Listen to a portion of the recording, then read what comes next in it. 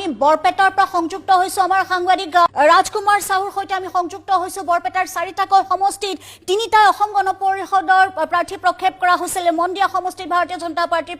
প্ৰাৰ্থী আছিল আপোনাৰ ওচৰলৈ যাব বিচাৰিছো এতিয়া বৰপেটাৰ কেনে ধৰণৰ আপুনি দেখিছে বিশেষকৈ যেহেতু দেখা গৈছে যে মন্দিয়া সমষ্টিত আব্দুল খালেক আগবাঢ়ি আছে বুলি জানিব পৰা গৈছে সেঙা সমষ্টিত বৰপেটাৰ সমষ্টিৰ পাকা বেটবাৰীৰ আপডেটছ আপোনাৰ পৰা বিচাৰিছো হয় যেহেতু ক'ব লাগিব মই ইতিমধ্যে যি সৰ্ব সমষ্টি এই সৰ্ব সমষ্টিৰ আপডেট মই দিব বিচাৰিছো যেহেতু ক'ব লাগিব যি সৰ্ব সমষ্টিৰ যিগৰাকী বিজেপিৰ যিগৰাকী প্ৰাৰ্থী ৰঞ্জিত কুমাৰ দাস এই ৰঞ্জিত কুমাৰ দাস ইতিমধ্যে দেখিবলৈ পোৱা গৈছে 69,048টা ভোট লাভ কৰিছে আৰু আনফালে যদি আমি চাবলৈ যাওঁ যিগৰাকী CPIMৰ যিগৰাকী প্ৰাৰ্থী মনোৰঞ্জন তালুকদাৰ সেই মনোৰঞ্জন তালুকদাৰ ইতিমধ্যে 48,865টা ভোট লাভ কৰিছে আৰু যেহেতু ক'ব লাগিব ইতিমধ্যে যিগৰাকী